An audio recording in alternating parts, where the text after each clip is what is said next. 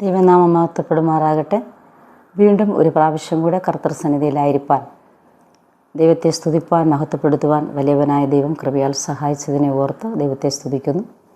എന്നെ ശ്രവിക്കുന്ന എല്ലാ ശ്രോതാക്കൾക്കും വീണ്ടും വരുന്നവനായ യേശു ക്രിസ്തുവിൻ്റെ നിസ്തുല്യ നാമത്തിൽ എൻ്റെ സ്നേഹവന്ദനത്തെ അറിയിക്കുന്നു.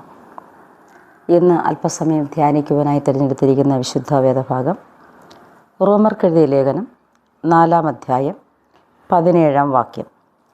മരിച്ചവരെ ജീവിപ്പിക്കുകയും ഇല്ലാത്തതിനെ ഉള്ളതിനെ പോലെ വിളിക്കുകയും ചെയ്യുന്നവനായി താൻ വിശ്വസിച്ച ദൈവത്തിൻ്റെ ദൃഷ്ടിയിൽ അവൻ നമുക്കെല്ലാവർക്കും പിതാവാകേണ്ടതിന് തന്നെ. ഞാൻ നിന്നെ ബഹുജാതികൾക്ക് പിതാവാക്കി വച്ചു എന്ന് എഴുതിയിരിക്കുന്നുവല്ലോ. സ്തോത്രം. ഒരു നിമിഷം നമുക്ക് ദൈവത്തോട് പ്രാർത്ഥിക്കാം. പരിശുദ്ധനായ നല്ല കർത്താവേ, സ്വർഗീയ ദൈവമേ, അവിടുത്തെ കരങ്ങളിൽ ഈ വാഗ്ദത്ത വചനത്തെ ഞങ്ങൾ ഏൽപ്പിച്ച് പ്രാർത്ഥിക്കുന്നു. സർവ്വവല്ലഭനായ ദൈവം ഈ വചനത്തിലൂടെ ഞങ്ങളോട് സംസാരിക്കുകയും ഞങ്ങളെ ധൈര്യപ്പെടുത്തുകയും ചെയ്യണമെന്ന് പ്രാർത്ഥിക്കുന്നു. തടസ്സങ്ങളെ മാറ്റി സർവശക്തനായ ദൈവം ഞങ്ങളോട് ഇടപെടുമാറാകണമേ. സഹായിച്ചനുഗ്രഹിക്കണമേ. സംസാരിപ്പാൻ കൃപ നൽകണമേ. പ്രാർത്ഥന കേട്ടതുകൊണ്ട് സ്തോത്രം. മഹത്വം ദൈവത്തിന് യേശു ക്രിസ്തുവിൻ നാമത്തിൽ തന്നെ. പ്രിയ പിതാവേ, ആമേൻ. ഇവിടെ അപ്പോസ്തലനായ പൗലോസ് റോമാസഭയ്ക്ക് ലേഖനം എഴുതുമ്പോൾ 4-ാം അധ്യായം 17-ാം വാക്യത്തിൽ യേശുക്രിസ്തുവിൻ്റെ പരമാധികാരത്തെക്കുറിച്ച് വെളിപ്പെടുത്തുന്ന ഒരു ഭാഗമാണ് നാം വായിച്ചു കേട്ടത്. അവിടെ മരിച്ചവരെ ജീവിപ്പിക്കുകയും ഇല്ലാത്തതിനെ ഉള്ളതിനെ പോലെ വിളിക്കുകയും ചെയ്യുന്നവനായി താൻ വിശ്വസിച്ച ദൈവത്തിൻ്റെ ദൃഷ്ടിയിൽ അവൻ നമുക്കെല്ലാവർക്കും പിതാവാകേണ്ടതിന് തന്നെ. അപ്പോൾ നാം സേവിക്കുന്ന, നാം ആരാധിക്കുന്ന ദൈവം പരമാധികാരമുള്ള ദൈവമാണ്, അധികാരസ്ഥനാണ്. കാരണം ദൈവത്തിന് മരിച്ചവരെ ജീവിപ്പിക്കാനും കഴിയും, ഇല്ല എന്ന് തോന്നുന്ന ഏതിനെയും വിളിച്ചു വരുത്തുവാനും സാധിക്കുമെന്ന് വ്യക്തമായി ഈ വചനത്തിലൂടെ നമുക്ക് കാണാൻ സാധിക്കുന്നു. അതിനാധാരമായി നോക്കുമ്പോൾ യോഹന്നാൻ സുവിശേഷം 11-ാം അധ്യായത്തിൽ നമുക്ക് വ്യക്തമായി കാണാൻ കഴിയുന്ന ഒരു കാര്യമുണ്ട്. യോഹന്നാൻ സുവിശേഷം 11-ാം അധ്യായത്തിൽ മറിയയുടെയും അവളുടെ സഹോദരി മാർത്തയുടെയും ഗ്രാമമായ ബഥാനിയിലെ ലാസർ എന്ന ഒരുത്തൻ ദീനമായി കിടന്നു. ഈ മറിയയായിരുന്നു കർത്താവിനെ പരിമള തൈലം പൂശി തൻ്റെ തലമുടി കൊണ്ട് അവൻ്റെ കാൽ തുടച്ചത്. അവളുടെ സഹോദരൻ ലാസറായിരുന്നു ദീനമായി കിടന്നത്. ആ സഹോദരിമാർ അവൻ്റെ അടുക്കൽ ആളയച്ചു, കർത്താവെ, അങ്ങേക്ക് പ്രിയനായവൻ ദീനമായി കിടക്കുന്നു എന്ന് പറയിച്ചു. യേശു അത് കേട്ടിട്ട്, ഈ ദീനം മരണത്തിനായിട്ടല്ല, ദൈവപുത്രൻ മഹത്വപ്പെടേണ്ടതിന് ദൈവത്തിൻ്റെ മഹത്വത്തിനായിട്ടത്രേ എന്ന് പറഞ്ഞു. അപ്പോൾ സഹോദരിമാർ ലാസറിൻ്റെ ദീനത്തെക്കുറിച്ച് യേശു കർത്താവിനോട് വിളിച്ചറിയിച്ചിട്ടും കർത്താവ് പോയില്ല. കർത്താവ് എന്താ പറഞ്ഞത്? ഈ ദീനം മരണത്തിനായിട്ടല്ല, കർത്താവായ യേശു ക്രിസ്തുവിൻ്റെ നാമം മഹത്വപ്പെടുവാനായിട്ടാണ് ലാസറിന് ഈ രോഗം സംഭവിച്ചെന്നാണ് കർത്താവ് പറഞ്ഞത്. എന്നാൽ അതിൻ്റെ 9-ാം വാക്യം വായിക്കുമ്പോൾ നമുക്ക് കാണാൻ സാധിക്കുന്നത്, യേശു പകലിന് യേശു പകലിന് 12 മണി നേരമില്ലയോ? പകൽ സമയത്ത് നടക്കുന്നവൻ ഈ ലോകത്തിൻ്റെ വെളിച്ചം കാണുന്നതുകൊണ്ട് ഇടർന്നില്ല, രാത്രിയിൽ നടക്കുന്നവനോ അവന് വെളിച്ചമില്ലായകൊണ്ട് ഇടർന്നു എന്നുത്തരം പറഞ്ഞു. അത് പറയുവാൻ കാരണം, കർത്താവ് ശിഷ്യന്മാരോട് പറയുകയാണ്, നാം വീണ്ടും യഹൂദയിലേക്ക് പോകാം, നമ്മൾ ലാസറിനെ ഉണർത്താൻ പോകുന്നെന്ന് പറയുകയാണ്. അപ്പോൾ അത് കേട്ടപ്പോൾ അവർക്കൊരു ഭയം തട്ടി. അവർ പറഞ്ഞത്, കർത്താവ് സുഖമില്ലാതെ കിടന്ന സമയത്ത് പോയില്ല, ഇപ്പോൾ ലാസർ മരിച്ചിരിക്കുകയാണ്, പിന്നെ എങ്ങനെ നമുക്കവിടെ പോകാൻ കഴിയും? ആ ഭയത്തെ കണ്ടിട്ട് കർത്താവ് പറഞ്ഞതാണ്, പകലിന് 12 മണി നേരമില്ലയോ? പകൽ സമയത്ത് നടക്കുന്നവൻ ഈ ലോകത്തിൻ്റെ വെളിച്ചം കാണുന്നതുകൊണ്ട് ഇടറുന്നില്ല, രാത്രിയിൽ നടക്കുന്നവനോ അവന് വെളിച്ചമില്ലായകൊണ്ട് ഇടർന്നു. അപ്പോൾ ഇരുട്ടിൻ്റെ വ്യാപാരങ്ങളിലായിരിക്കുന്നവരുമുണ്ട്, വെളിച്ചത്തിൻ്റെ നടുവിൽ നടക്കുന്നവരുമുണ്ട്. അപ്പോൾ ഇരുളിൽ നടക്കുന്നവൻ എന്ത് ചെയ്യുന്നു? വെളിച്ചത്തെ കാണുമ്പോൾ മാറിപ്പോകുന്നു. സ്തോത്രം. അപ്പോൾ അവിടെ 11-ാം വാക്യത്തിൽ ഇത് പറഞ്ഞിട്ട് അവൻ, നമ്മുടെ സ്നേഹിതനായ ലാസർ നിദ്ര കൊള്ളുന്നു, എങ്കിൽ ഞാൻ അവനെ ഉണർത്തുവാൻ പോകുന്നു എന്നവരോട് പറഞ്ഞു. ശിഷ്യന്മാർ അവനോട്, കർത്താവേ, അവൻ നിദ്ര കൊള്ളുന്നു എങ്കിൽ അവന് സൗഖ്യം വരും എന്ന് പറഞ്ഞു. യേശു അവൻ്റെ മരണത്തെക്കുറിച്ചായിരുന്നു പറഞ്ഞത്. ഉറക്കമെന്ന നിദ്രയെക്കുറിച്ച് പറഞ്ഞു എന്ന് അവർക്ക് തോന്നിപ്പോയി. അപ്പോൾ യേശു പറഞ്ഞത് മരണത്തെക്കുറിച്ചാണ് പറഞ്ഞത്. മരണമെന്ന നിദ്രയെക്കുറിച്ചാണ്. അവർക്ക് തോന്നിയത് ഉറക്കമെന്ന നിദ്രയെക്കുറിച്ചാണ്. അപ്പോൾ യേശു സ്പഷ്ടമായി അവരോട്, ലാസർ മരിച്ചുപോയി. ഞാൻ അവിടെ ഇല്ലാത്തത് കൊണ്ട് നിങ്ങളെ വിചാരിച്ച് ഞാൻ സന്തോഷിക്കുന്നു. നിങ്ങൾ വിശ്വസിപ്പാൻ ഇടയാകുമല്ലോ. അപ്പോൾ യേശു ആ മരണസമയത്ത് അവിടെ പോയില്ല. കർത്താവ് ആ മരണ വീട്ടിൽ ചെന്നില്ല. എന്നാൽ കർത്താവ് പറയുകയാണ്, ഞാൻ ആ സമയത്ത് ഇല്ലാത്തത് ഭാഗ്യം, ഇപ്പോൾ നിങ്ങൾ വിശ്വസിപ്പാൻ ഇടയാകുമല്ലോ എന്ന് പറഞ്ഞു. എന്നാൽ നാം അവൻ്റെ അടുക്കൽ പോക എന്ന് പറഞ്ഞു. ദിദിമോസ് എന്ന് പേരുള്ള തോമസ് ശിഷ്യന്മാരോട് അവനോടുകൂടെ മരിക്കേണ്ടതിന് നാമും പോക എന്ന് പറഞ്ഞു. അപ്പോൾ അവരുടെ ഉന്നം യേശു അവിടെ പോകുമ്പോൾ ആൾക്കാർ ഉപദ്രവിക്കും, നശിപ്പിക്കും എന്നൊക്കെയുള്ള ഒരു തോന്നലുണ്ടായി. അതുകൊണ്ട് അവനോടുകൂടെ നാമും മരിക്കേണ്ടതിന് പോക എന്നാണ് പറഞ്ഞത്. യേശു അവിടെ എത്തിയപ്പോൾ അവനെ കല്ലറി വെച്ചിട്ട് 4 ദിവസമായി എന്നറിഞ്ഞു. ബഥാന്യ യെരുശലേമിന് അരികെ ഏകദേശം 2 നാഴിക ദൂരത്തായിരുന്നു. മാർത്തയും മറിയയും സഹോദരനെക്കുറിച്ച് ആശ്വസിപ്പിക്കേണ്ടതിന് പല യഹൂദന്മാരും അവരുടെ അടുക്കൽ വന്നിരുന്നു. യേശു വരുന്നെന്ന് കേട്ടിട്ട് മാർത്ത അവനെ എതിരേൽപ്പാൻ ചെന്നു. അപ്പോൾ യേശു ബഥാനിയയിലെത്തിയെന്നറിഞ്ഞപ്പോൾ സഹോദരിയായ മാർത്ത യേശു കർത്താവിനെ എതിരേൽക്കുവാനായിട്ട് അവിടെ ചെല്ലുന്നതായിട്ട് കാണാൻ സാധിക്കുന്നു. അപ്പോൾ മറിയയോ വീട്ടിൽ തന്നെ ഇരുന്നു. മാർത്ത യേശുവിനോട്, കർത്താവേ, നീ ഇവിടെ ഉണ്ടായിരുന്നുവെങ്കിൽ എൻ്റെ സഹോദരൻ മരിക്കയില്ലായിരുന്നു. ഇപ്പോഴും നീ ദൈവത്തോട് എന്തപേക്ഷിച്ചാലും ദൈവം നിനക്ക് തരും എന്ന് ഞാൻ അറിയുന്നു എന്ന് പറഞ്ഞു. സ്തോത്രം. അപ്പോൾ കർത്താവിൻ്റെ ആ യാത്രയിൽ പലരും വിസ്മയിക്കുവാൻ ഇടയാകുന്നത് കർത്താവിനും പിതാവായ ദൈവത്തിനും മാത്രം അറിയാം. പക്ഷെ കർത്താവിനറിയാം ഞാൻ എന്തിനാ വന്നത്, ഞാൻ വന്ന ദൗത്യം എന്താണോ അത് ഞാൻ നിവർത്തിക്കും, അത് എല്ലാവർക്കും ഒരു അത്ഭുതമായിരിക്കുമെന്ന് കർത്താവിനറിയാം. അതുകൊണ്ട് യേശു അവളോട്, നിൻ്റെ സഹോദരൻ ഉയർത്തെഴുന്നേൽക്കും എന്ന് പറഞ്ഞു. മാർത്ത അവനോട്, ഒടുക്കത്തെ നാളിലെ പുനരുത്ഥാനത്തിൽ അവൻ ഉയർത്തെഴുന്നേൽക്കും എന്ന് ഞാൻ അറിയുന്നു എന്ന് പറഞ്ഞു. സ്തോത്രം. അപ്പോൾ ജീവിതത്തിൽ ഒരാൾ മരിച്ചാൽ ന്യായവിധി ദിവസത്തിൽ കർത്താവ് താൻ ഗംഭീരനാദത്തോടും പ്രധാന ദൂതൻ്റെ ശബ്ദത്തോടും കാഹളനാദത്തോടും കൂടെ ഇറങ്ങി വരുമ്പോൾ ക്രിസ്തുവിൽ മരിച്ചവർ മുൻപേ ഉയർത്തെഴുന്നേൽക്കുന്ന ദൈവത്തിൻ്റെ വചനം പഠിപ്പിക്കുന്നത് പോലെ ആ വചനപ്രകാരം അവൻ ഉയർത്തെഴുന്നേൽക്കുമെന്നാണ് അവിടെ പറയുന്നത്, അവർ വിശ്വസിക്കുന്നത്. യേശുവളോട്, ഞാൻ തന്നെ പുനരുത്ഥാനവും ജീവനുമാകുന്നു, എന്നിൽ വിശ്വസിക്കുന്നവൻ മരിച്ചാൽ ജീവിക്കും.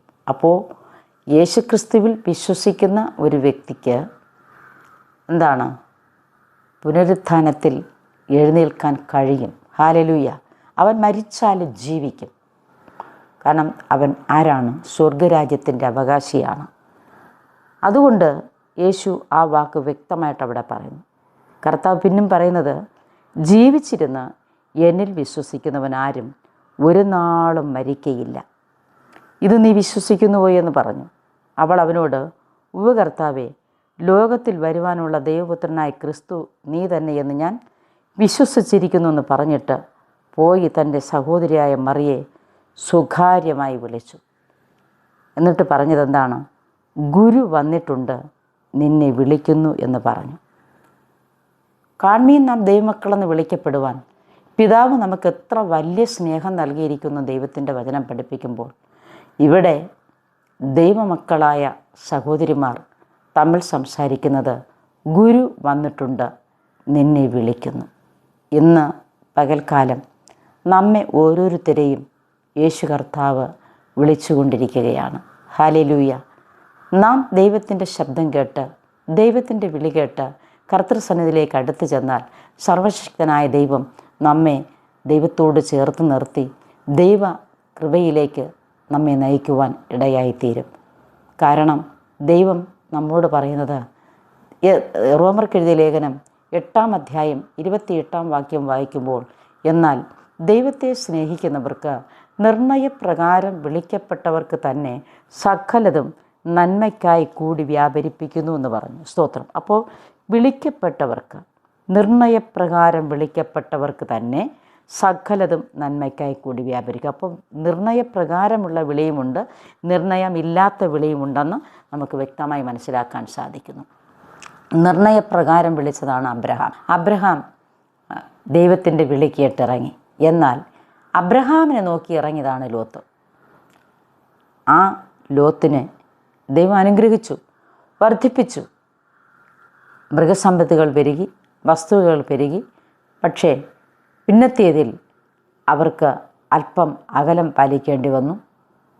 അബ്രഹാമിന് മനസ്സിലായി, ലോത്തിന് അബ്രഹാമിനോട് എന്തെങ്കിലും അല്പ പെശകുണ്ടെന്ന് തോന്നിയപ്പോൾ അബ്രഹാം പറഞ്ഞു, നീ ഇടത്തോട്ടെങ്കിൽ ഞാൻ വലത്തോട്ട്, ഞാൻ വലത്തോട്ടെങ്കിൽ നീ ഇടത്തോട്ട്. ദേശമൊക്കെ നിൻ്റെ മുൻപാകെ ഇരിക്കുന്നു, നിനക്കിഷ്ടമുള്ളത് തിരഞ്ഞെടുത്തു കൊള്ളുക എന്ന് പറഞ്ഞു. എന്നാൽ ലോത്ത് എന്താ ചെയ്തത്? നീരോട്ടമുള്ള സ്ഥലം നോക്കി സോദോം വരെ അവൻ്റെ കൂടാരത്തെ നീട്ടി അടിച്ചു. സ്തോത്രം. ആ സോദോം വരെ അവൻ്റെ കൂടാരത്തിൻ്റെ വാതിൽ നീട്ടിയടിച്ചത് കാരണം അവൻ്റെ മക്കൾ വഴിതെറ്റാനിടയായിത്തീർന്നു. സ്തോത്രം. അപ്പോൾ ജീവിതത്തിൽ ഏതിനോട് അത്യാർത്തി കാണിക്കുന്നുവോ, ഏതിൽ സ്തോത്രം കൂടുതൽ പ്രിയം വയ്ക്കുന്നുവോ അതൊക്കെയും അസ്ഥാനത്തായി പോകുമെന്ന് നമുക്ക് വ്യക്തമായി മനസ്സിലാക്കാൻ സാധിക്കുന്നു. എന്നാൽ അബ്രഹാം അങ്ങനെയല്ല. ദൈവത്തിൻ്റെ കൽപ്പന പ്രകാരം നടന്ന്, ദൈവത്തിൻ്റെ വാഗ്ദത്തം അനുസരിച്ച് ദൈവഹിതപ്രകാരം ജീവിച്ച ഒരു മനുഷ്യനാണ് അബ്രഹാം. അബ്രഹാമിന് 100 വയസ്സായപ്പോഴാണ്, 99 വയസ്സായപ്പോഴാണ് അബ്രഹാമിനെ ദൈവം ഒരു പുത്രനെ കൊടുക്കാം എന്ന് വ്യക്തമായിട്ടുള്ള മറുപടി കൊടുത്തത്. 100ാമത്തെ വയസ്സിൽ അബ്രഹാമിന് ഒരു മകനെ കൊടുത്തു. ആ മകനെ പിന്നെ മോറിയ മലയിൽ യാഗം കഴിക്കാനായിട്ട് ആവശ്യപ്പെട്ടു. ആ മോറിയ മലയിലേക്ക് മകനുമായിട്ട് പോകുമ്പോൾ ആ യാഗം അർപ്പിക്കുന്ന സ്ഥാനത്ത് ചെല്ലുന്ന സമയം വരെയും മകനോടൊന്നും പറഞ്ഞില്ല. മകൻ ചോദിക്കുകയാണ്, അപ്പ വിറകുണ്ട്, കത്തിയുണ്ട്, തീയുണ്ട്, യാഗത്തിനുള്ള മൃഗം എവിടെ? വിശ്വാസത്താൽ അബ്രഹാം പറഞ്ഞു, മകനെ യഹോവ കരുതിക്കൊള്ളും. ഹല്ലേലൂയ. അപ്പോൾ നാം ഏത് കാര്യത്തിനു വേണ്ടി പുറപ്പെട്ടാലും സർവശക്തനായ ദൈവമായിട്ടുള്ള ബന്ധത്തിലാണെങ്കിൽ കാര്യസ്ഥനാകുന്ന പരിശുദ്ധാത്മാവ് അത് നമുക്ക് വേണ്ടി കരുതുന്ന ഒരു ദൈവമാണ്. ദൈവത്തിൻ്റെ പരമാധികാരം എവിടെയും തെളിയിപ്പാൻ ശക്തനാണ്. ദൂരത്ത് നിന്ന് മോറിയ മല നോക്കിക്കണ്ടു. ബാല്യക്കാരോട് പറഞ്ഞു, നിങ്ങൾ ഇവിടെ കഴുതയുമായിട്ട് നിൽപ്പിൻ, ഞാനും മകനുമായി പോയി യാഗം കഴിച്ച് മടങ്ങി വരാം. അതും ഒരു വിശ്വാസത്തിൻ്റെ വാക്കാണ് പറഞ്ഞത്. അവിടെ പോയി മകനെ യാഗം കഴിക്കാനുള്ള ക്രമീകരണങ്ങളൊക്കെ ചെയ്തു. വിറകൊക്കെ അടുക്കി ഹോമത്തിനുള്ള ക്രമീകരണങ്ങളെല്ലാം ചെയ്തു. മകനെ പിടിച്ചു കെട്ടി ആ വിറകിന്മേൽ കിടത്തുമ്പോഴാണ് മകന് മനസ്സിലായത്, ഞാനാണ് യാഗമൃഗം. എന്നാൽ കത്തി ഓങ്ങി മകനെ കൊല്ലാൻ ശ്രമിക്കുമ്പോൾ, യാഗം കഴിക്കാൻ ശ്രമിക്കുമ്പോൾ, അബ്രഹാമേ അബ്രഹാമേ ബാലൻ്റെ മേൽ കൈവയ്ക്കരുതൊരു ശബ്ദം സ്വർഗത്തിൽ നിന്നുണ്ടായി. അബ്രഹാം തിരിഞ്ഞു നോക്കി, ആരാ സംസാരിച്ചത്? പക്ഷേ അവിടെ കൊമ്പുകാട്ടിൽ കുടുങ്ങി ഒരു ആട്ടിൻകുട്ടി കിടപ്പുണ്ടായിരുന്നു. അതിനെ പിടിച്ച് യാഗം കഴിച്ചിട്ട് മകനെയും കൂട്ടി തിരികെ വരുവാനായിട്ടിടയായിത്തീർന്നു. ഞാൻ പറഞ്ഞു വരുന്നത്, നാം ഏത് ഭാഗത്ത് ദൈവത്തിൻ്റെ കൽപ്പന അനുസരിക്കുന്നുണ്ടോ, എവിടെ ദൈവത്തിന് കൊടുക്കേണ്ട മഹത്വം കൊടുക്കുന്നുണ്ടോ, ആ സ്ഥാനത്ത് ദൈവത്തിൻ്റെ ദൂതൻ്റെ സാന്നിധ്യം ഇറങ്ങി വരും. ഹല്ലേലൂയ. അപ്പോൾ അവിടെ യാഗം കഴിക്കാൻ പോയപ്പോൾ ആ യാഗപീഠത്തിങ്കിൽ ഇറങ്ങിച്ചെന്ന ആ ദൈവത്തിൻ്റെ സാന്നിധ്യം അതെത്രയോ അർത്ഥവത്താണ്. അവിടെ മരിക്കാൻ പോയതിനെ ജീവിപ്പിക്കുന്ന ഒരു ദൈവത്തെ നമുക്ക് കാണാൻ സാധിക്കുന്നു. സ്തോത്രം. ഇവിടെ ലാസറിൻ്റെ കല്ലറയ്ക്കരികിൽ വരുമ്പോൾ നമുക്ക് കാണാൻ സാധിക്കുന്നത്, സഹോദരി വന്ന് പറയുകയാണ്, കർത്താവ് നീ ഇവിടെ ഉണ്ടായിരുന്നുവെങ്കിൽ എൻ്റെ സഹോദരൻ മരിക്കുകയില്ല. അപ്പോൾ കർത്താവ് പറയുകയാണ്, നിൻ്റെ സഹോദരൻ ജീവിക്കും, അവൻ ഉയർത്തെഴുന്നേൽക്കും. അപ്പോൾ അവൾ പറയുകയാണ്, ഞാൻ ഒടുക്കത്തെ പുനരുത്ഥാനത്തിൽ അവൻ ഉയർത്തെഴുന്നേൽക്കുമെന്ന് വിശ്വസിക്കുന്നു. അപ്പോൾ കർത്താവ് പറയുകയാണ്, ഞാൻ തന്നെ പുനരുത്ഥാനവും ജീവനുമാകുന്നു. എന്നിൽ വിശ്വസിക്കുന്നവൻ മരിച്ചാലും ജീവിക്കുമെന്ന് പറയുകയാണ്. എന്നാൽ തൻ്റെ സഹോദരിയായ മറിയയെ സ്വകാര്യമായി പോയി വിളിച്ചിട്ട്, ഗുരു വന്നിട്ടുണ്ട്, നിന്നെ വിളിക്കുന്നു എന്ന് പറഞ്ഞു. ഇന്ന് ഈ മെസ്സേജ് കേട്ടുകൊണ്ടിരിക്കുമ്പോൾ നമ്മുടെ ഉള്ളിൻ്റെ ഉള്ളറകളിൽ നമുക്കൊരു തോന്നലുണ്ടാകണം, എന്നെയും യേശു വിളിക്കുന്നു. സ്തോത്രം. 2025 വർഷത്തിൻ്റെ ഡിസംബർ മാസത്തിൻ്റെ 30-ാം ദിവസമാണിന്ന്. നാളെ ഒരു ദിവസം കൂടെ ആകുമ്പോൾ ഒരു വർഷം നമ്മെ വിട്ട് കടന്നു പോവുകയാണ്. യേശുവിൻ്റെ നാമത്തിൽ നാം പ്രവർത്തിച്ചുവോ? യേശുവിന് വേണ്ടി എന്തെങ്കിലും ചെയ്തോ? യേശു കർത്താവിനെ ആരോടെങ്കിലും പരിചയപ്പെടുത്തിയോ? യേശു ക്രിസ്തുവിന് വേണ്ടി എന്തെങ്കിലും നമ്മൾ ചെയ്തിട്ടുണ്ടോ? സ്തോത്രം. കർത്താവ് ഏതെങ്കിലും മെസ്സേജുകളിലൂടെ നമ്മെ വിളിച്ചിട്ടുണ്ടോ? നാം ആ വിളി ശ്രദ്ധിച്ചിട്ടുണ്ടോ? അനേകർ കർത്താവിൻ്റെ വിളി കേട്ടിറങ്ങിയിട്ട് പിന്മാറ്റാവസ്ഥകളിലേക്ക് പോയിക്കൊണ്ടിരിക്കുന്ന ഈ കാലഘട്ടത്തിൽ നാം പിന്മാറിപ്പോകുന്നവരുടെ കൂട്ടത്തിലല്ല, നശിച്ചു പോകുന്നവരുടെ കൂട്ടത്തിലല്ല. ദൈവസ്നേഹത്തിൽ അടിയുറച്ചു നിന്നുകൊണ്ട് ദൈവരാജ്യത്തിൻ്റെ വിസ്മൃതിക്ക് വേണ്ടി അധികം പ്രയോജനപ്പെടുവാൻ, അനേക ആത്മാക്കൾക്ക് വേണ്ടി ഇടിവിൽ നിന്ന് പ്രാർത്ഥിക്കുന്നവരായി തീരുവാൻ നമ്മെ ഒന്ന് സമർപ്പിച്ചു കൊടുക്കാമെങ്കിൽ, റോമർ 8:28 പറയുന്നത് പോലെ, എന്നാൽ ദൈവത്തെ സ്നേഹിക്കുന്നവർക്ക് നിർണയപ്രകാരം വിളിക്കപ്പെട്ടവർക്ക് തന്നെ സകലതും നന്മയ്ക്കായി കൂടി വ്യാപരിപ്പിക്കുന്നു എന്ന് പറഞ്ഞ ആ ദൈവത്തിൻ്റെ വാഗ്ദത്തം നമ്മളിൽ നിറവേറി വരുവാനിടയാകും. സഹോദരി അങ്ങനെ പോയി പറഞ്ഞപ്പോൾ അവൾ കേട്ട ഉടനെ എഴുന്നേറ്റ് അവൻ്റെ അടുക്കൽ വന്നു. അപ്പോൾ ഗുരു വന്നിട്ടുണ്ട്, നിന്നെ വിളിക്കുന്നു എന്ന് പറഞ്ഞപ്പോൾ കേട്ട ഉടനെ അവൾ എഴുന്നേറ്റു. നാം ആയിരിക്കുന്നതായ സാഹചര്യങ്ങളിൽ നിന്ന് നാം ഒന്ന് എഴുന്നേൽക്കണം, നാം ഒന്ന് ഉണരയണം, ദൈവത്തിന് വേണ്ടി പ്രയോജനപ്പെടുന്നവരാകണം. നമ്മുടെ പ്രാർത്ഥനാ അന്തരീക്ഷത്തിൽ ആക്കം കൂട്ടുന്നവരായിരിക്കണം. നമ്മുടെ ശുശ്രൂഷ മേഖലകളിൽ നമ്മൾ ഒന്നുകൂടെ മെച്യൂരിറ്റി ആകുന്നവരായിരിക്കണം. ദൈവമായിട്ടുള്ള ബന്ധത്തിൽ എത്രത്തോളം നമുക്ക് എഴുന്നേറ്റ് ദൈവത്തിന് വേണ്ടി പ്രയോജനപ്പെടാൻ കഴിയുമോ അത്രത്തോളവും ഹല്ലേലൂയ ദൈവം നമ്മെ സഹായിക്കും. അവൾ കേട്ട ഉടനെ എഴുന്നേറ്റ് യേശുവിൻ്റെ അടുക്കൽ വന്നു. യേശു അതുവരെ ഗ്രാമത്തിൽ കടക്കാതെ മാർത്ത അവനെ എതിരേറ്റ സ്ഥലത്ത് തന്നെ ആയിരുന്നു. വീട്ടിൽ അവളോടുകൂടെ ഇരുന്ന് അവളെ ആശ്വസിപ്പിക്കുന്ന യഹൂദന്മാർ മറിയ വേഗം എഴുന്നേറ്റ് പോകുന്നത് കണ്ടിട്ട് അവൾ കല്ലറയ്ക്കൽ കരവാൻ പോകുന്നു എന്ന് വിചാരിച്ചു. യേശു ഇരിക്കുന്നിടത്ത് മറിയ എത്തി അവനെ കണ്ടിട്ട് അവൻ്റെ കാൽക്കൽ വീണു. ഹല്ലേലൂയ. അപ്പോൾ യേശു ക്രിസ്തുവിൻ്റെ ഹല്ലേലൂയ സ്തോത്രം കാൽക്കൽ മറിയ വീണ് കരയുകയാണ്. കർത്താവേ, നീ ഇവിടെ ഉണ്ടായിരുന്നുവെങ്കിൽ എൻ്റെ സഹോദരൻ മരിക്കയില്ലായിരുന്നു എന്ന് പറഞ്ഞു. അവൾ കരയുന്നതും അവളോടുകൂടെ കരയുന്ന യഹൂദന്മാർ കരയുന്നതും യേശു കണ്ടിട്ട് ഉള്ളം നൊന്ത് കലങ്ങി അവനെ വച്ചത് എവിടെയെന്ന് ചോദിച്ചു. കർത്താവെ, വന്ന് കാണുക എന്ന് അവർ അവനോട് പറഞ്ഞു. അപ്പോൾ കരയുന്നവരോട് കൂടെ കരയുന്ന ഒരു കർത്താവിനെ നമുക്ക് കാണുവാൻ സാധിക്കുന്നു. മറിയ കർത്താവിൻ്റെ കാൽക്കൽ വീണ് കരഞ്ഞപ്പോൾ യഹൂദന്മാർ കണ്ടു നിന്നവർ കരഞ്ഞു. അവർ കരയുന്നത് കണ്ടപ്പോൾ യേശു ഉള്ളം നൊന്ത് കലങ്ങി അവനെ വെച്ചത് എവിടെയെന്ന് ചോദിച്ചു. മീഖ പ്രവാചകൻ്റെ പുസ്തകം നമ്മൾ വായിക്കുമ്പോൾ, മീഖയുടെ പുസ്തകം 4-ാം അധ്യായം അതിൻ്റെ 9-ാം വാക്യത്തിൽ, നീ ഇപ്പോൾ ഇത്ര ഉറക്കെ നിലവിളിക്കുന്നത് എന്തിന്? നിൻ്റെ അകത്ത് രാജാവില്ലയോ? നിൻ്റെ മന്ത്രി നശിച്ചു പോയോ? ഈറ്റുനോവ് കിട്ടിയവളെ പോലെ നിനക്ക് വേദന പിടിപ്പാൻ എന്ത്? സിയോൻ പുത്രിയെ, ഈറ്റുനോവ് കിട്ടിയവളെ പോലെ വേദനപ്പെട്ട് പ്രസവിക്കാം. ഇപ്പോൾ നീ നഗരം വിട്ട് വയലിൽ പാർത്ത് ബാബേലിലേക്ക് പോകേണ്ടി വരും. അവിടെ വെച്ച് നീ വിടുവിക്കപ്പെടും. അവിടെ വെച്ച് യഹോവ നിന്നെ ശത്രുക്കളുടെ കയ്യിൽ നിന്ന് ഉദ്ധരിക്കും. ഹല്ലേലൂയ. അപ്പോൾ ദൈവം ഉദ്ധാരണങ്ങളുടെ ദൈവമാണ്. മരണത്തിൽ നിന്നുള്ള നീക്കുപോക്കുകൾ നമ്മുടെ കർത്താവായ യഹോവയ്ക്കുള്ളവ തന്നെ എന്ന് സദൃശവാക്യം നമ്മെ പഠിപ്പിക്കുമ്പോൾ, ഇവിടെ മീഖ ചോദിക്കുകയാണ്, നീ ഇപ്പോൾ ഇത്ര ഉറക്കെ നിലവിളിക്കുന്നത് എന്തിന്? എന്താ കാരണം? തൻ്റെ സഹോദരൻ മരണപ്പെട്ടു പോയി. അവർക്ക് പിന്നെ മറ്റാരുമില്ല.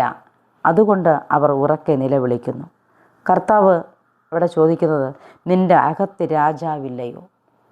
അകത്ത് രാജാവില്ലയോ എന്ന് ചോദിക്കണമെങ്കിൽ നമ്മുടെ ഉള്ളിൻ്റെ ഉള്ളറകളിൽ യേശു ക്രിസ്തുവാകുന്ന രാജാവ് സ്ഥാനം പിടിച്ചിരിക്കണം. അതാ കർത്താവ് ചോദിച്ചത്.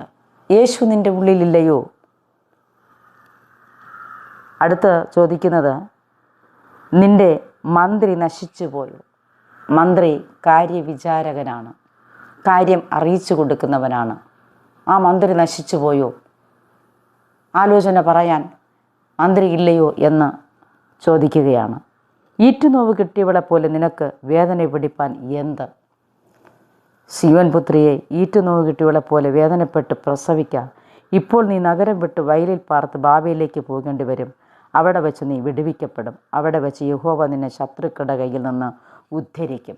ഹല്ലേലൂയ. അപ്പോൾ എത്രത്തോളം വേദനപ്പെട്ട് ഞരങ്ങുന്നുണ്ടോ ആ വേദന മാറ്റുവാൻ, ആ കണ്ണുനീര് മാറ്റുവാൻ, സ്തോത്രം, സർവശക്തനായ ദൈവം നമ്മോട് കൂടെയിരിക്കും. നഗരം വിട്ട് വയലിൽ പാർത്ത് ബാബയിലേക്ക് പോകേണ്ടി വന്നാലും അവിടെ വെച്ച് നീ വിടുവിക്കപ്പെടും. എവിടെയാണോ നീ ആയിരിക്കുന്ന സാഹചര്യങ്ങളിൽ നിന്ന് നീ ഹല്ലേലൂയ സ്തോത്രം ചിതറിപ്പോയാലും ആ സ്ഥാനത്ത് വന്ന് വിടുവിപ്പാൻ ശക്തനും പ്രാപ്തനുമായ ഒരു ദൈവം നമ്മുടെ മധ്യത്തിലുണ്ട്. ആ ദൈവത്തോട് നാം പ്രാർത്ഥിക്കണം. ആ ദൈവത്തോട് കരഞ്ഞാൽ നിശ്ചയമായും ദൈവം എന്ത് ചെയ്യും? നമുക്ക് വേണ്ടി അത്ഭുതങ്ങളെ ചെയ്യും എന്ന് നമുക്ക് കാണുവാൻ സാധിക്കുന്നു. ഇവിടെ കർത്താവിൻ്റെ പരമാധികാരത്തെ നമുക്ക് വ്യക്തമായിട്ട് മനസ്സിലാക്കാൻ സാധിക്കുന്നു. കാരണം ഇവിടെ യേശു ദൈവമായതിനാൽ കർത്താവ് അവനെ എഴുന്നേൽപ്പിക്കാനിടയാവുകയാണ്, ദൈവപുത്രനാകയാൽ. സ്തോത്രം. അവനെ വെച്ചത് എവിടെയെന്ന് ചോദിച്ചു. കർത്താവ് വന്ന് കാണുക എന്ന് അവർ അവനോട് പറഞ്ഞു. യേശു കണ്ണുനീർ വാർത്തു. അപ്പോൾ കർത്താവ് കണ്ണുനീർ വാർത്തു എന്ന് പറയുന്ന ഒരു വാക്യം ഈ യോഹന്നാൻ സുവിശേഷത്തിലാണ് നമുക്ക് കാണാൻ സാധിക്കുന്നത്. ആകെ ലഘുതന്മാർ കണ്ടോ, അവനോട് എത്ര പ്രിയമുണ്ടായിരുന്നു പറഞ്ഞ് ചിലരോ കുരുടൻ്റെ കണ്ണു തുറന്ന ഇവനെയും മരിക്കാതാക്കുവാൻ കഴിഞ്ഞില്ലയോ എന്ന് പറയും. നോക്കുക, അവിടെയും സംശയത്തിൻ്റെ വാക്കുകൾ, പരിഹാസത്തിൻ്റെ വാക്കുകൾ ഉന്നയിക്കുവാൻ ആൾക്കാരുണ്ട്. യേശു പിന്നെയും ഉള്ളം നൊന്ത് കല്ലറയ്ക്കലെത്തി. അതൊരു ഗുഹയായിരുന്നു. ഒരു കല്ല് അതിന്മേൽ വച്ചിരുന്നു. കല്ല് നീക്കുവൻ എന്ന് യേശു പറഞ്ഞു. അപ്പോൾ ആ കല്ലറയുടെ പുറത്ത് വലിയൊരു കല്ലുരുട്ടി വെച്ചിരുന്നു. ആ കല്ല് നീക്കുവാൻ പറയുകയാണ്. ഈ കല്ല് ഏതാണ്? പാപമാകുന്ന കല്ല്, നിരാശയാകുന്ന കല്ല്, വ്യാകുലതയാകുന്ന കല്ല്, ബാധ്യതയാകുന്ന കല്ല്. ഈ കല്ല് ഹൃദയത്തിൽ നിന്ന് നീങ്ങിയാൽ നിശ്ചയമായും ഹൃദയത്തിൽ യേശു അധിവസിക്കും എന്നുള്ളതിന് യാതൊരു സംശയവും വേണ്ട. സ്തോത്രം. ഇവിടെ കല്ല് നീക്കുവാൻ കർത്താവ് പറഞ്ഞു. കർത്താവ് ഒന്ന് നോക്കിയാൽ മതി, ആ കല്ലങ്ങ് മാറിപ്പോകും. ലാസറിനെ പുറത്തു കൊണ്ടുവരുവാൻ കർത്താവിന് കഴിയുമെങ്കിൽ ഈ കല്ല് നീക്കാനും കഴിയും. പക്ഷെ കല്ല് വച്ചതാരാണ്? അതുകൊണ്ട് ആ കല്ല് വച്ചവർ മാറ്റണം. ആ കല്ല് നീക്കം ചെയ്തേ മതിയാവും. നമ്മുടെ ഹൃദയത്തിലിരിക്കുന്ന കല്ലുകൾ, ഹൃദയം എല്ലാറ്റിനേക്കാളും കപടവും വിഷവുമുള്ളത് അത് ആരാഞ്ഞറിയുന്നവരാരെന്ന് ദൈവത്തിൻ്റെ വചനം നമ്മോട് ചോദിക്കുമ്പോൾ നമ്മുടെ ഹൃദയത്തിലിരിക്കുന്ന ഓരോരോ വ്യസനകരമായ കല്ലുകൾ നാം മാറ്റിയേ മതിയാവും. ഇവിടെ ആ കല്ല് നീക്കുവിൻ എന്ന് യേശു പറഞ്ഞു. മരിച്ചവൻ്റെ സഹോദരിയായ മാർത്ത, കർത്താവെ, നാറ്റം വച്ചു തുടങ്ങി, 4 ദിവസമായല്ലോ എന്ന് പറഞ്ഞു. യേശു അവളോട്, വിശ്വസിച്ചാൽ നീ ദൈവത്തിൻ്റെ മഹത്വം കാണുമെന്ന് ഞാൻ നിന്നോട് പറഞ്ഞില്ലയോ എന്ന് പറഞ്ഞു. അവൾ കല്ല് നീക്കി. യേശു മേലോട്ട് നോക്കി ലാസറിനെ വിളിക്കുകയാണ്. പിതാവേ, നീ എൻ്റെ അപേക്ഷ കേട്ടതിനാൽ ഞാൻ നിന്നെ വാഴ്ത്തുന്നു. നീ എപ്പോഴും എൻ്റെ അപേക്ഷ കേൾക്കുന്നു എന്ന് ഞാൻ അറിഞ്ഞിരിക്കുന്നു. എങ്കിലും നീ എന്നെ അയച്ചു എന്ന് ചുറ്റും നിൽക്കുന്ന പുരുഷാരം വിശ്വസിക്കേണ്ടതിന് അവരുടെ നിമിത്തം ഞാൻ പറയുന്നു എന്ന് പറഞ്ഞു. ഇങ്ങനെ പറഞ്ഞിട്ട് അവൻ, ലാസറെ പുറത്തു വരിക എന്ന് ഉറക്കെ വിളിച്ചു. സ്തോത്രം. അപ്പോൾ യേശു കർത്താവ് ലാസറിനെ പേര് ചൊല്ലി വിളിക്കുകയാണ്. എന്താ കാരണം? മരിച്ചവനെ പുറത്തു വായെന്ന് പറഞ്ഞെങ്കിൽ ആ നാളുകളിൽ പരിസരത്ത് ആരെങ്കിലും മരിച്ചുപോയവർ അടക്കം ചെയ്തിരിക്കുന്നുവെങ്കിൽ അവരൊക്കെ പുറത്തു വരും. പക്ഷേ ഇവിടെ ലാസറെ പുറത്തു വരിക എന്ന് പറഞ്ഞാൽ ലാസറിനെ മാത്രമാണ് ഉയർപ്പിക്കാൻ കർത്താവിന് ഇഷ്ടം. അനേകർ മരിക്കുന്നു, പാപത്തിൽ മരിക്കുന്നു. എന്നാൽ പാപത്തിൻ്റെ പട്ടികയിൽ നിന്ന് പുറപ്പെട്ടു വരണമെന്ന് ആഗ്രഹിച്ച് അനുദപിച്ച് അനുതാപഹൃദയത്തോടെ പ്രാർത്ഥിക്കുന്ന ഒരു വ്യക്തിയെ ദൈവം അംഗീകരിക്കുകയും അവരെ വ്യത്യാസപ്പെടുത്തുകയും ചെയ്യുന്നത് കാണാൻ സാധിക്കുന്നു. ഇവിടെ ലാസറെ പുറത്തു വരിക എന്ന് ഉറക്കെ വിളിച്ചു. മരിച്ചവൻ പുറത്തു വന്നു. അവൻ്റെ കാലും കൈയും ശീല കൊണ്ട് കെട്ടിയും മുഖം റൂമാൽ കൊണ്ട് മൂടിയുമിരുന്നു. അവൻ്റെ കെട്ടഴിപ്പിൻ അവൻ പോകട്ടെ എന്ന് യേശു പറഞ്ഞു. അവിടെയും അവൻ്റെ കാലിൽ കെട്ടിയിരുന്ന കെട്ടഴിക്കുവാൻ യേശു കൽപ്പിക്കുകയാണ്. ഹല്ലേലൂയ. പറയുകയാണ് അവൻ്റെ കെട്ടഴിപ്പിൻ. ആരാ കെട്ടിയത്? നാം തന്നെ പലപ്പോഴും സ്വയമായി പ്രശ്നങ്ങളും പ്രതികൂലങ്ങളും ഒക്കെ വരുമ്പോൾ സ്വയം ശപിക്കുന്നവരായി, സ്വയം പ്രാകുന്നവരായി, സ്വയം ഹല്ലേലൂയ സ്തോത്രം വേദനയോടുകൂടെ പിറുപിറുക്കുന്നവരായി മാറിപ്പോകാറുണ്ട്. അതൊരു കെട്ടായിട്ട് മാറിയേക്കാം. അനേക തരത്തിലുള്ളതായ ബന്ധനങ്ങൾക്ക് ഇരായി പോകുന്നവരുണ്ട്. അനേകരെ നശിപ്പിക്കുവാൻ അനേക ബന്ധനത്തിൻ്റെ കുരുക്കുകളിട്ട് കെട്ടിലാക്കി വയ്ക്കുന്ന അനുഭവങ്ങളുണ്ട്. എന്നാൽ യേശു പറയുകയാണ് ആ കെട്ട് അഴിക്കണം. കാരണം സദൃശവാക്യങ്ങളുടെ പുസ്തകം 16-ാം അധ്യായം അതിൻ്റെ 15-ാം വാക്യം വായിക്കുമ്പോൾ ദൈവത്തിൻ്റെ വചനം പറയുന്നു, രാജാവിൻ്റെ മുഖപ്രകാശത്തിൽ ജീവനുണ്ട്, അവൻ്റെ പ്രസാദം പിന്മഴയ്ക്കുള്ള മേഘം പോലെയാകുന്നു. Praise the Lord. അപ്പോൾ രാജാവിൻ്റെ മുഖപ്രകാശത്തിൽ ജീവനുണ്ട്, അവൻ്റെ പ്രസാദം പിന്മഴയ്ക്കുള്ള മേഘം പോലെയാകുന്നു. അപ്പോൾ രാജാതിരാജാവായ യേശുവിൻ്റെ മുഖത്തെന്തുണ്ട്? പ്രകാശമുണ്ട്. ആ പ്രകാശം പ്രതിധ്വനിക്കുമ്പോൾ തന്നെ അതിലൊരു ജീവൻ പരിണമിക്കപ്പെടും. അത് പിന്മഴയ്ക്കുള്ള മേഘം പോലെയാകുന്നു. സ്തോത്രം. അപ്പോൾ പിന്മഴയ്ക്കുള്ള മേഘം പോലെ രാജാവിൻ്റെ മുഖത്ത് ശോഭിക്കുന്ന ആ പ്രകാശത്തിൽ നിന്നൊരു ജീവൻ പരിണമിക്കപ്പെടുന്നുവെങ്കിൽ നിശ്ചയമായും യേശു നമ്മെ നോക്കിയാൽ, യേശു നമ്മെ തൊട്ടാൽ, യേശു നമ്മെ സ്തോത്രം ഹല്ലേലൂയ വിളിച്ചാൽ, യേശു നമ്മെ ഹല്ലേലൂയ സ്തോത്രം യേശുവിനെ നാം അനുഗമിച്ചാൽ നിശ്ചയമായും നമുക്ക് യേശുവുമായിട്ട് ഒത്തു നിൽക്കുവാനും യേശുവുമായിട്ട് ബന്ധപ്പെടുവാനും കഴിയും. കാരണം ഇവിടെ എന്താണ്? യേശു കർത്താവിൻ്റെ പരമാധികാരം, യേശു ദൈവമായതിനാൽ, ദൈവത്തോട് ചേർന്നിരുന്നതിനാൽ, ദൈവപുത്രനാകയാൽ പിതാവായ ദൈവത്തോട് അപേക്ഷിക്കുകയാണ്. പിതാവേ, ഞാൻ ഇപ്പോഴും എന്തപേക്ഷിച്ചാലും അങ്ങ് എനിക്ക് ചെയ്തു തരുമെന്ന് ഞാൻ വിശ്വസിക്കുന്നു എന്ന് പറഞ്ഞിട്ട് ലാസറെ പുറത്തു വരിക എന്ന് വിളിക്കുമ്പോൾ ലാസർ പുറത്തു വന്നുവെങ്കിൽ, എന്നെ കേൾക്കുന്ന പ്രിയ ദൈവമക്കളെ, നിന്നിൽ ദൈവവിളി ഉണ്ടെങ്കിൽ, നിനക്ക് ദൈവമായിട്ടുള്ള ബന്ധമുണ്ടെങ്കിൽ, നീ പ്രാർത്ഥനയിലാണെങ്കിൽ, നീ ഇരുളിൽ ഇരിക്കേണ്ടവളല്ല, ഇരുളിൽ ഇരിക്കേണ്ടവനല്ല, അകത്തിരിക്കേണ്ടതല്ല, നീ പുറത്തേക്ക് വരേണ്ടത് ആവശ്യമായിരിക്കുന്നു. നീ യേശുവിനെക്കുറിച്ച് പറയേണ്ടത് ആവശ്യമായിരിക്കും. നീ എത്രത്തോളം യേശുവുമായിട്ട് ബന്ധപ്പെട്ട് പ്രാർത്ഥിക്കുന്നുണ്ടോ അത്രത്തോളം നിൻ്റെ ജീവിതത്തിൽ ദൈവത്തിൻ്റെ പരിശുദ്ധാത്മാവിൻ്റെ ശക്തമായ ഇടപെടലുണ്ടാകും. കാരണം ദൈവാത്മാവിനാൽ നിറയപ്പെടുവാനും ദൈവത്തോട് പറ്റിച്ചേരുവാനും ദൈവത്തിൻ്റെ വാക്ക് നാം ശ്രദ്ധയോടെ കേട്ടാൽ, ദൈവത്തിൻ്റെ ശബ്ദം തിരിച്ചറിഞ്ഞാൽ ദൈവം നമ്മെ അതിലേക്ക് തന്നെ നയിക്കുകയും നമുക്ക് ദൈവത്തോട് ചേർന്ന് നടക്കാനായിട്ടുള്ള സാഹചര്യം പരിശുദ്ധാത്മാവ് ഒരുക്കി തരും. സ്തോത്രം. മാത്രവുമല്ല, മരിച്ചവനെ ഇവിടെ ജീവിപ്പിക്കുന്നു. അതുകൂടാതെ ഇല്ലാത്തതിനെ ഉള്ളതുപോലെ വിളിച്ചു വരുത്തുന്ന ഒരനുഭവത്തെ നമുക്ക് കാണാൻ സാധിക്കുന്നു. യോഹന്നാൻ സുവിശേഷം 2-ാം അധ്യായം വായിക്കുമ്പോൾ 3-ാം നാൾ ഗലീലിലെ കാനാവിലൊരു കല്യാണമുണ്ടായി. യേശുവിൻ്റെ അമ്മ അവിടെ ഉണ്ടായിരുന്നു. യേശുവിനെയും ശിഷ്യന്മാരെയും കല്യാണത്തിന് ക്ഷണിച്ചിരുന്നു. വീഞ്ഞ് പോരാതെ വരികയാൽ യേശുവിൻ്റെ അമ്മ അവനോട് അവർക്ക് വീഞ്ഞില്ല എന്ന് പറഞ്ഞു. ഇവിടെ നമുക്ക് കാണുന്നത് യേശു മനുഷ്യനായിട്ടാണ് കാണാൻ സാധിക്കുന്നത്. കാരണം യേശു കർത്താവ് സാധാരണ ഒരു മനുഷ്യനെ പോലെ അമ്മയായ മറിയോട് കൂടെയൊക്കെ സഞ്ചരിച്ചതുകൊണ്ട് യേശുവിനെ ആ കല്യാണത്തിന് ക്ഷണിച്ചിരുന്നു. അപ്പോൾ മനുഷ്യവേഷത്തിൽ യേശു ആ കല്യാണത്തിൽ ചെന്നു. എന്നാൽ ദൈവാത്മാവിനാൽ നിറയപ്പെട്ടവനെന്ന് മറ്റുള്ളവർക്ക് അറിയത്തില്ലായിരുന്നു. എന്നാൽ ആ വീട്ടിൽ, കല്യാണ വീട്ടിൽ വീഞ്ഞ് തീർന്നു പോയപ്പോഴാണ് അമ്മ ചെന്ന് യേശുവിനോട് സംസാരിക്കുന്നത്. വീഞ്ഞ് തീർന്നു പോയി. അപ്പോൾ യേശുവളോട്, സ്ത്രീയെ, എനിക്കും നിനക്കും തമ്മിൽ എന്ത്? എൻ്റെ നാഴിക ഇതുവരെ വന്നിട്ടില്ല എന്ന് പറഞ്ഞു. അവൻ്റെ അമ്മ ശുശ്രൂഷക്കാരോട്, അവൻ നിങ്ങളോട് എന്തെങ്കിലും കൽപ്പിച്ചാൽ അത് ചെയ്യുവിൻ എന്ന് പറഞ്ഞു. അപ്പോൾ നമ്മൾ മനസ്സിലാക്കണം, മറിയ ശുശ്രൂഷക്കാരോട് പറയുന്നത്, അവൻ എന്തെങ്കിലും കൽപ്പിച്ചാൽ, യേശു ക്രിസ്തു എന്തെങ്കിലും കൽപ്പിച്ചാൽ അത് ചെയ്യുവേൻ. അപ്പോൾ നമ്മൾ ആരെ ആരാധിക്കണം? ആരെ മഹത്വപ്പെടുത്തണം? ആരുടെ വാക്കനുസരിക്കണം?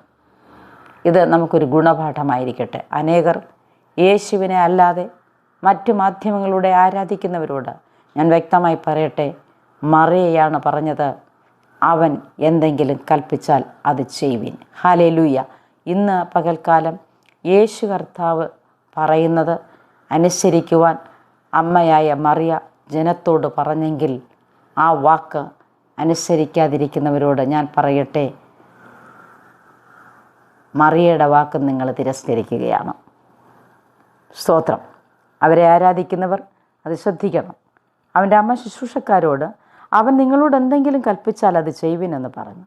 അവിടെ യഹൂദന്മാരുടെ ശുദ്ധീകരണ നിയമം അനുസരിച്ച് 2-3 പറ വീതം കൊള്ളുന്ന 6 കൽപ്പാത്രമുണ്ടായിരുന്നു. യേശു അവരോട്, ഈ കൽപ്പാത്രങ്ങളിൽ വെള്ളം നിറപ്പിനെന്ന് പറഞ്ഞു. അവർ വക്കോളവും നിറച്ചു. ഇപ്പോൾ കോരി വിരുന്നുവാഴിക്ക് കൊണ്ടുപോയി കൊടുപ്പിൻ എന്ന് അവൻ പറഞ്ഞു. അവർ കൊണ്ടുപോയി കൊടുത്തു. അത് എവിടെ നിന്നെന്ന് വെള്ളം കോരിയ ശുശ്രൂഷക്കാരല്ലാതെ വിരുന്നുവാഴി അറിഞ്ഞില്ല. വീഞ്ഞായി തീർന്ന വെള്ളം വിരുന്നുവാഴി രുചി നോക്കിയാറെ മണവാളനെ വിളിച്ച്, എല്ലാവരും ആദ്യം നല്ല വീഞ്ഞും ലഹരി പിടിച്ച ശേഷം ഇളപ്പമായതും കൊടുക്കുമാറുണ്ട്. നീ നല്ല വീഞ്ഞ് ഇതുവരെയും സൂക്ഷിച്ചു വെച്ചുള്ളൂ എന്ന് അവനോട് പറഞ്ഞു. യേശു ഇതിനെ അടയാളങ്ങളുടെ ആരംഭമായി ഗലീലയിലെ കാനാവിൽ വെച്ച് ചെയ്തു. തൻ്റെ മഹത്വം വെളിപ്പെടുത്തി. അവൻ്റെ ശിഷ്യന്മാർ അവനിൽ വിശ്വസിച്ചു. അപ്പോൾ പരമാധികാരിയായ യേശുവിനെയാണ് നാം ഇന്ന് കാണുന്നത്. ഹല്ലേലൂയ. അപ്പോൾ യേശുവിൻ്റെ പരമാധികാരത്വത്തെക്കുറിച്ച് നാം വ്യക്തമായി മനസ്സിലാക്കുകയാണ്. ഇതുപോലെ തന്നെയാണ് ഇസ്രായേൽ ജനം കനാനിലേക്ക് പുറപ്പെട്ടപ്പോൾ വഴിയിൽ വെച്ച് അവർക്ക് ഇറച്ചി വേണമെന്ന് പറഞ്ഞ് മോശയോട് പിറുപിറുക്കുന്ന സമയം മോശ ദൈവത്തോട് പറഞ്ഞു. ദൈവം പറഞ്ഞു, ഞാൻ അവർക്ക് ഇറച്ചി കൊടുക്കാമെന്ന് പറ.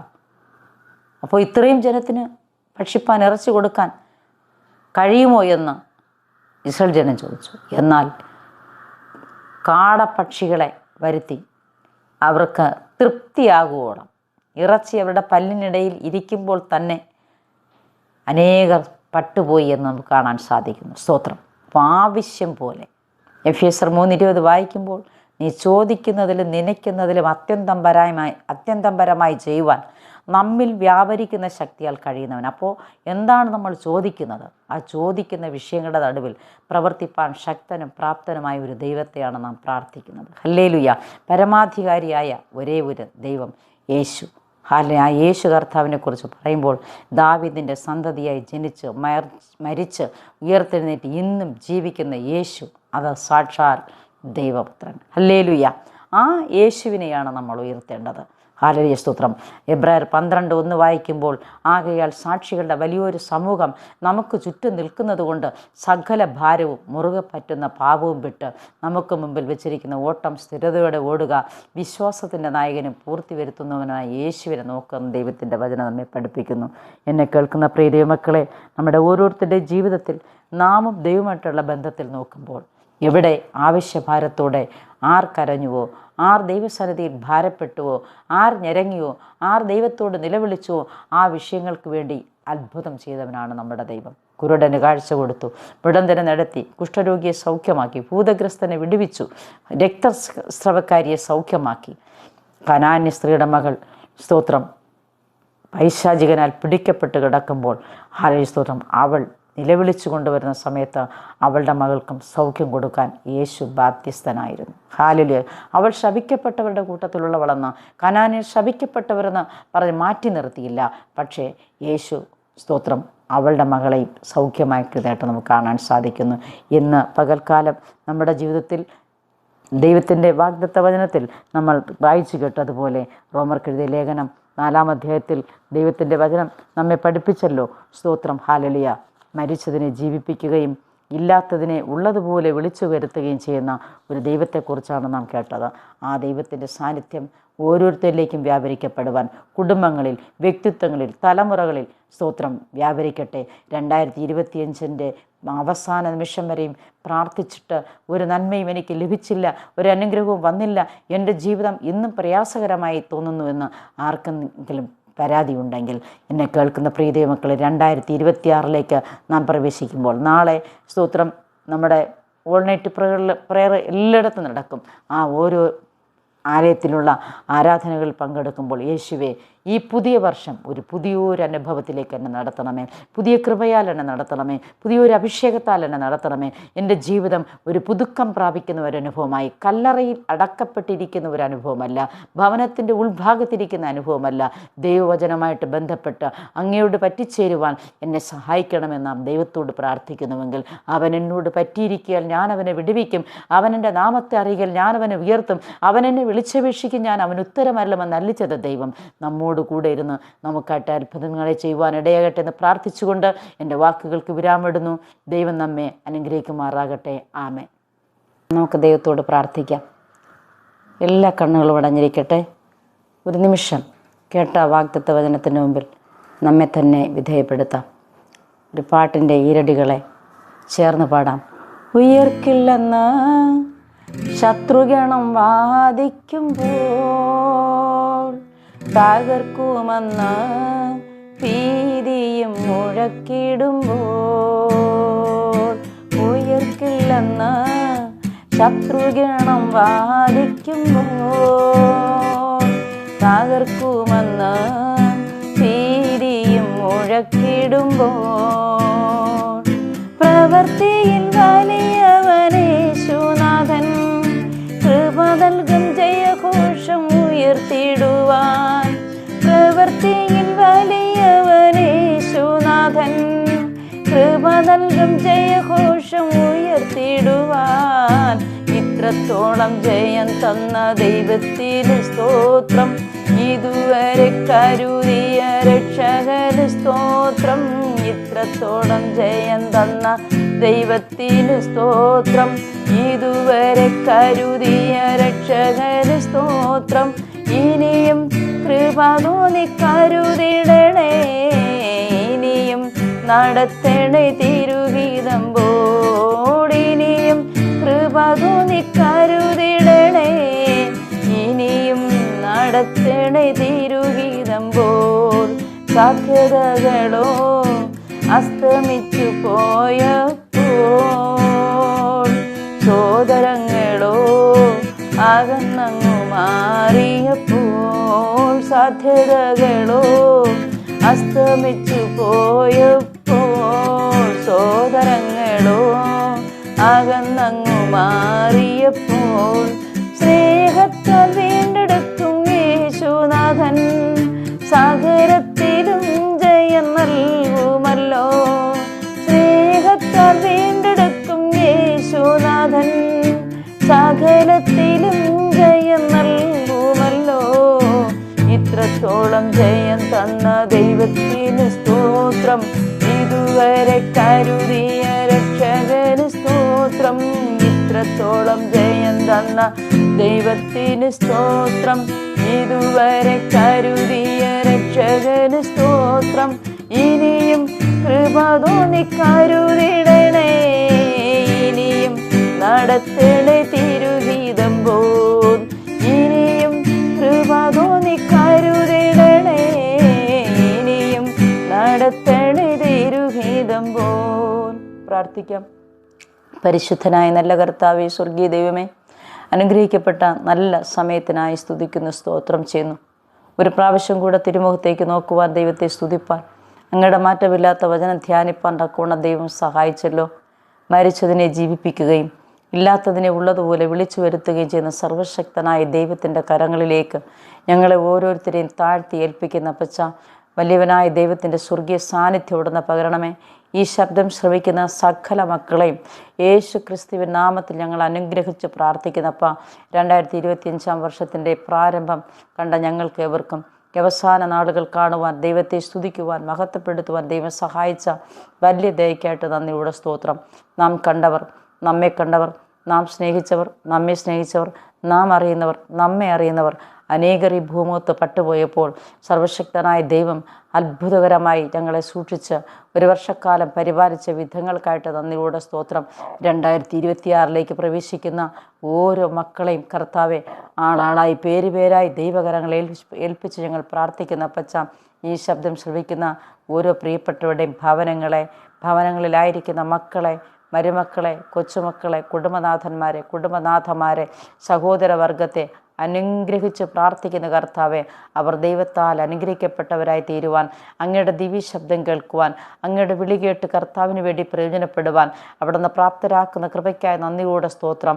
ആരെങ്കിലും രോഗത്തിലോ ഭാരത്തിലോ ക്ഷീണത്തിലോ അസ്വസ്ഥതയിലോ അസമാധാനത്തിലോ ആയിരിക്കുന്നുവെങ്കിൽ ഈ പകൽക്കാലം സർവശക്തിയുള്ള ദൈവത്തിൻ്റെ തേജസ്സിൻ്റെ ശക്തി അവർ വെളിപ്പെട്ട് വരട്ടെ.